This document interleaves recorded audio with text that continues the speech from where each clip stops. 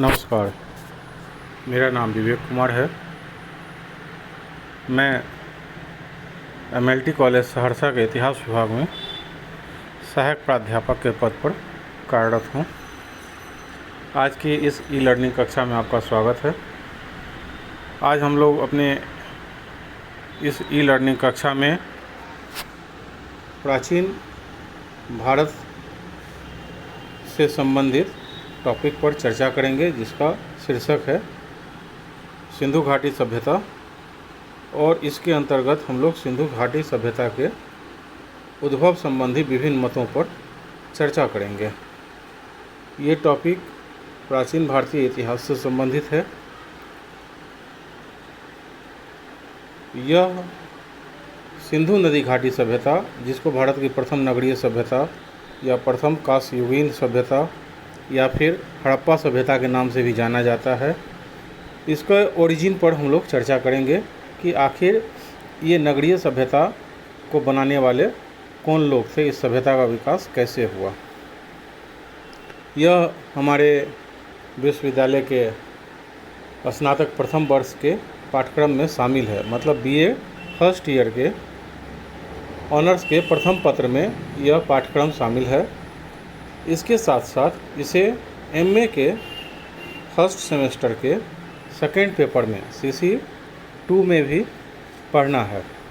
तो इसका मतलब ये हमारे लिए बीए और एमए दोनों के लिए समान रूप से उपयोगी है। हम लोग अपनी चर्चा को शुरू करते हैं। हम लोग अपनी चर्चा में विचार करेंगे कि सिंधु घाटी सभ्यता का उद्भव आखिर कैसे हुआ, यह सभ्यता कहाँ से विकसित हुई। इस सभ्यता से हम लोग पहले से परिचित हैं। यह भारत की प्रथम नगरीय सभ्यता के रूप में जानी जाती है। भारत का प्रथम व्यवस्थित ऐतिहासिक अध्ययन जो हम लोगों का शुरू होता है वह सिंधु घाटी सभ्यता से ही शुरू होता है, जिसका आधार कार्बन 14 विधि के आधार पर 2300 से 1700 BC, मतलब 2300 से 1700 ईस्वी पूर्व जो है, इसका परिपक्व काल माना जाता है। मतलब इसके शहरी स्वरूप की जो हम बात कर रहे हैं वो अपने पूर्ण विकसित रूप में यह 2300 से 1700, मतलब ये 600 साल जो है ये सभ्यता अपने पूर्ण विकसित रूप में रही है।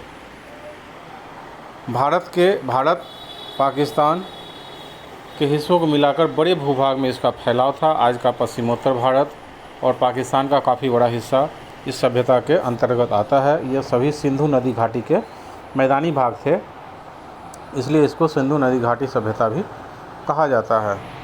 अगर इसकी सीमाओं की बात करें तो यह उत्तर में मांडा, मतलब जम्मू कश्मीर में पड़ता है। दक्षिण में दैमाबाद जो महाराष्ट्र में पड़ता है। पूर्व दिशा में आलमगीरपुर मेरठ के पास उत्तर प्रदेश, और पश्चिम में सुतका गेंडोर, यह बलूचिस्तान प्रांत पाकिस्तान, पश्चिमी पाकिस्तान के हिस्से में पड़ता है। कुल मिलाकर यह लगभग 13 लाख वर्ग किलोमीटर में फैला हुआ है। मतलब आज के हिसाब से यह 13 लाख वर्ग किलोमीटर में फैला हुआ है। और इसकी खुदाई अभी जारी ही है। मतलब इस सभ्यता का ऐसा नहीं कि हम लोगों ने इस सभ्यता के बारे में सभी कुछ जान लिया, बल्कि इस सभ्यता के बारे में जो हम लोग जान रहे हैं, यह लगातार नए नए निष्कर्ष सामने आ ही रहे हैं। हो सकता है इसका फैलाव अभी और भी ज़्यादा हो, लेकिन अभी तक जो ज्ञात स्वरूप है इसमें यह लगभग 13 लाख वर्ग किलोमीटर में फैली हुई है। 12,99,600 किलोमीटर वर्ग किलोमीटर में इसका फैलाव है। यह सभ्यता भारत की प्रथम नगरीय सभ्यता के रूप में जानी जाती है। नगरीय सभ्यता का अर्थ हुआ कि ऐसी सभ्यता जिसमें नगर विद्यमान है, जिसमें नगरीय संरचना उपस्थित हो, जिसका व्यवस्थित रूप से जिसकी स्थापना की गई हो, और शहर जो है वो आधुनिक शहरों की तरह प्री प्लान्ड वे में बसाए गए हों, बनाए गए हों, या शहरी सभ्यता के लक्षण मिलते हों। तो इस मापदंड पर सिंधु नदी घाटी की सभ्यता भारत की प्रथम नगरीय सभ्यता कहलाती है। नगरों का सुनियोजित विन्यास हुआ है, मतलब नगर जो है व्यवस्थित रूप से बसाए गए हैं। लगता है जैसे नक्शे के आधार पर नगरों को बसाया गया है। नगर को बनाने में, बसाने में, मकानों को बनाने में, स्वच्छता के हिसाब से, सफाई के हिसाब से, मतलब हर चीज़ जो है वो काफ़ी उन्नत अवस्था में है। अपने समकालीन सभ्यताओं के आधार पे भी ये काफ़ी आगे उन्नत अवस्था में है। पकी हुई ईंटों का इस्तेमाल, नालियों का इस्तेमाल, लगता है जैसे यहाँ नगर पालिका का स्वरूप विद्यमान था। साफ़ सफाई का ध्यान, नगरों का फैलाव, सड़कों का विन्यास, सड़कों का चौड़ाई, सहायक गलियों की चौड़ाई, नगर मकान में खिड़की की स्थिति, दरवाजे की स्थिति, मतलब हर चीज़ से लगता है कि यह बिल्कुल नक्शे के आधार पर बना दिया गया, नक्शा रखकर या किसी एक निश्चित मापदंड पर शहरों को बसाया गया। ये विशेषताएं इतिहासकारों को आकर्षित करती है। अब सवाल उठता है कि सिंधु घाटी सभ्यता जो अपने इस पूर्ण विकसित रूप में है, तो यह विकसित स्वरूप कहाँ से आया, इसको बनाने वाले कौन लोग थे, यह कहाँ से उद्भव हुई, इसके पीछे प्रेरणा स्रोत के रूप में किन लोगों ने काम किया।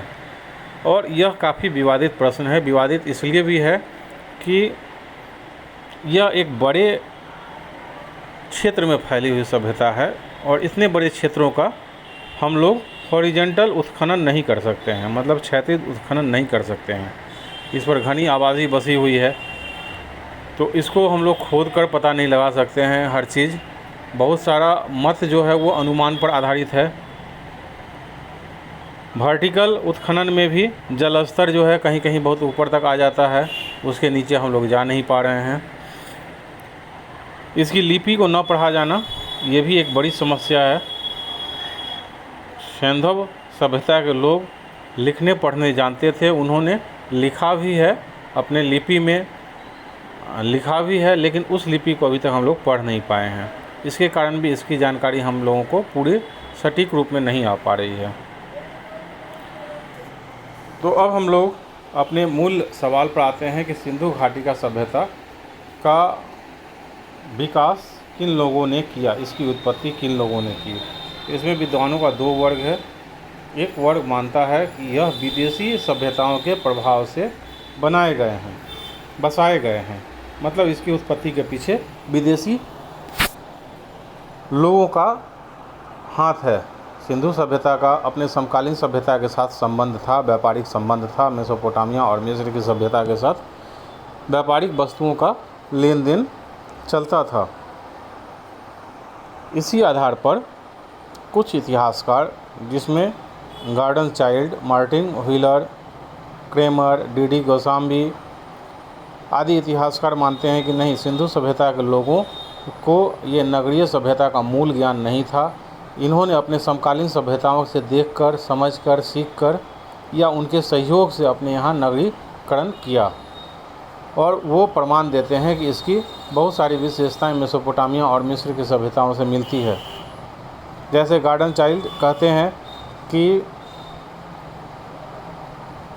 मेसोपोटामियाई लोग भारत आए होंगे और यहाँ नगरीय संरचना के विकास में अपना सहयोग दिए होंगे। इसी तरह मार्टिन व्हीलर मानते हैं कि सिंधु सभ्यता अचानक से इतने पूर्ण विकसित स्वरूप में आ गई, यह संभव नहीं है, क्योंकि क्रमशः विकास हो सकता है, अचानक से इतना अधिक विकास होना असंभव है। इसलिए इसके पीछे भी वो मेसोपोटामियाई लोगों का हाथ ढूंढते हैं कि दूसरी सभ्यताओं के लोग इसको बनाए होंगे, बसाने में मदद किए होंगे। डी गोसाम्बी भी मानते हैं कि मिस्र, मेसोपोटामिया और सिंधु सभ्यता में बहुत सारी समानताएं मिलती है और इनको बनाने वाले लोग एक ही हैं, मतलब कि इन तीनों में आपसी संबंध था और इसी कारण एक दूसरे के यहाँ से नगरीय संरचनाओं, विशेषताओं को अपनाकर सभ्यता का विकास किया, नगरीकरण का विकास किया। और ये लोग अन्नागार के आधार पर, गढ़ के आधार पर या कच्ची और पकी हुई ईंटों के आधार पर समानताएं जोड़ने का प्रयास करते हैं। लेकिन बहुत सारी बातें ऐसी है जो इस मत के खिलाफ खड़ी होती है। बहुत सारे तथ्य ऐसे सामने आते हैं जो मेसोपोटामिया और सिंधव सभ्यता के बीच विरोध पैदा करते हैं। जैसे मेसोपोटामिया में मंदिरों और पुजारियों का बहुत महत्व है, जबकि सिंधु सभ्यता में मंदिर जैसा कोई भी स्मारक नज़र नहीं आता है। जबकि मेसोपोटामिया में देवस्थान के रूप में ये काफ़ी महत्वपूर्ण स्मारक, बहुत महत्वपूर्ण स्थल के रूप में सामने पाए जाते हैं। सिंधु सभ्यता में ऐसा कुछ भी नज़र नहीं आता है। तो इसका अर्थ यह है कि कम से कम इतनी महत्वपूर्ण संरचना सिंधु सभ्यता में पाई जानी चाहिए, क्योंकि काफ़ी अधिक संख्या में शहर मिले हैं, तो किसी न किसी शहर में मंदिरों का अस्तित्व होना चाहिए। इसी प्रकार लिपि में भी असमानता है। सिंधु सभ्यता की लिपि भाव चित्रात्मक है, जबकि मेसोपोटामिया की लिपि कीलनुमा है।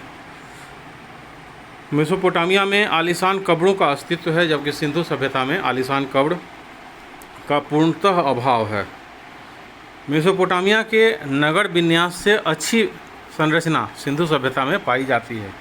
अगर मेसोपोटामियाई लोग सिंधु सभ्यता के निर्माता होते तो उनके यहाँ भी सिंधु सभ्यता जैसे सुव्यवस्थित नगर होते, जबकि मेसोपोटामियाई नगर नियोजन अनियमित था, जबकि हड़प्पा सभ्यता के नगर सुनियोजित एवं चेसबोर्ड पद्धति पर बसे हुए थे। जितनी अधिक संख्या में पकी हुई ईंटों का प्रयोग हड़प्पा वासियों ने किया, मेसोपोटामिया के लोग नहीं करते हैं। इसी तरह मेसोपोटामिया के सभ्यता के औजार अधिक विकसित थे, जबकि हड़प्पा में औजार अपेक्षाकृत कमज़ोर रहे हैं। तो इन सभी आधार पर मेसोपोटामिया के साथ सिंधु सभ्यता के उद्गम या विकास के मत को जोड़ना कठिन साबित होता है। सिंधु सभ्यता को मेसोपोटामिया के उपनिवेश के रूप में भी नहीं देखा जा सकता, क्योंकि दोनों सभ्यताओं में मौलिक अंतर है। ये मौलिक भिन्नताएं स्पष्ट करती है कि सिंधु सभ्यता का विकास एक स्वतंत्र और देसी संस्कृति के क्रमिक विकास का परिणाम है। हो सकता है आपसी व्यापारिक संबंध के कारण दोनों सभ्यताओं के कुछ विशेषताओं को एक दूसरे ने अपनाया हो, लेकिन मौलिक रूप से सिंधु सभ्यता देसी विकास का परिणाम है। अब आते हैं दूसरा पक्ष, जो कहता है कि सिंधु सभ्यता के निर्माता जो थे वो यहाँ के मूल निवासी थे, यहाँ के स्थानीय नागरिक थे। इसमें भी कुछ चीज़ें विवादित हैं। जैसे कहा जाता है कि सिंधु सभ्यता के निर्माता द्रविड़ थे।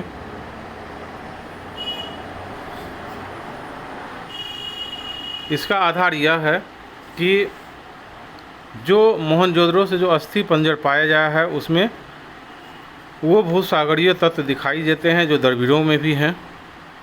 मतलब मानवीय संरचना के आधार पर मानवीय संरचना के आधार पर माना जाता है कि द्रविड़ और मोहनजोदड़ो में जो अस्थि पंजर पाया गया है वो एक ही नस्ल के लोगों का है। इसी प्रकार द्रविड़ भी शिव पूजा, मातृदेवी की पूजा करते थे, और सिंधु सभ्यता के लोगों का भी मातृदेवी पूजा, शिव पूजा, ये सभी धार्मिक आधार पर कुछ समानताएं हैं। लिपि के में भी कुछ समानताएं हैं, हालांकि बिल्कुल दोनों एक ही लिपि का प्रयोग नहीं करते हैं। लेकिन इस मत में भी कठिनाई है, क्योंकि मौलिक रूप से दोनों एक दूसरे से भिन्न हैं। सिंधु सभ्यता नगरीय सभ्यता थी, जबकि द्रविड़ सभ्यता ग्रामीण सभ्यता थी, और दोनों के बीच पुरातात्विक साक्ष्यों का भी, संबंधों के पुरातात्विक साक्ष्य का भी अभाव आता है। दूसरा मत आता है कि सिंधु सभ्यता के निर्माता आर्य थे। इनका पक्ष यह है कि दोनों सभ्यता, आर्य सभ्यता और सिंधु सभ्यता का फैलाव क्षेत्र एक ही है। दोनों का विकास जो है वो सिंधु और पंच नदियों के क्षेत्र में ही हुआ है।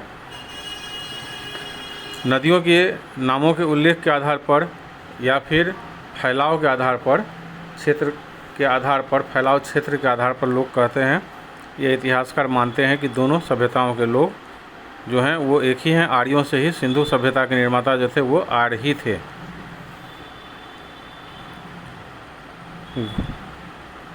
सबसे महत्वपूर्ण बात है कि सिंधु सभ्यता के लोग घोड़े से अपरिचित थे, जबकि आर्य सभ्यता के लोग घोड़े से पूर्ण परिचित थे।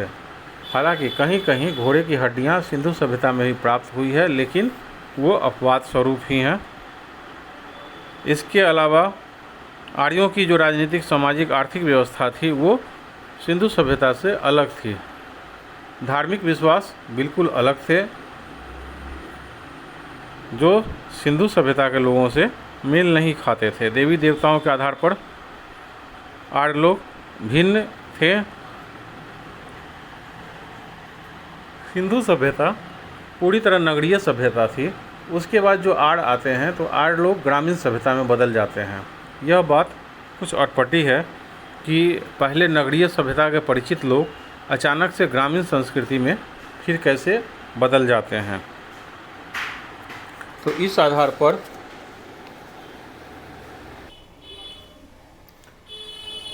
वर्तमान में इतिहासकार इन मतों के अलावा कुछ नए नए तथ्य और भी जुटा रहे हैं।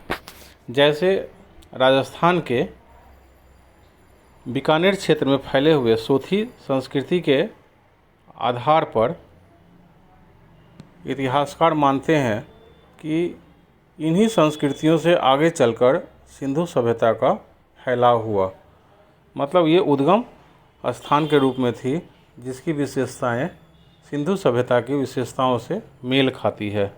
जैसे मृदभांड जो हैं वो मिलते जुलते हुए हैं। इसी प्रकार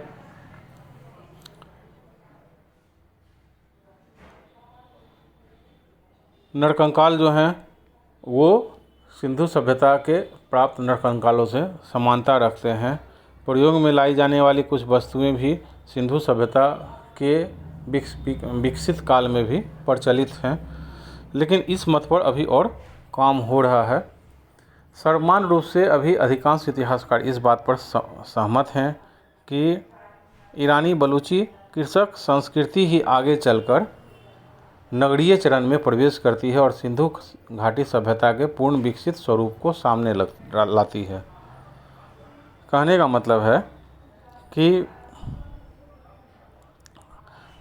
इन क्षेत्रों में फैली हुई छोटी छोटी संस्कृति जैसे नाल संस्कृति या कुल्ली संस्कृति या सोथी संस्कृति, ईरानी और बलूचिस्तान की ग्रामीण संस्कृति, ये सभी धीरे धीरे क्रमिक रूप से इन संस्कृतियों का भारतीयकरण हुआ।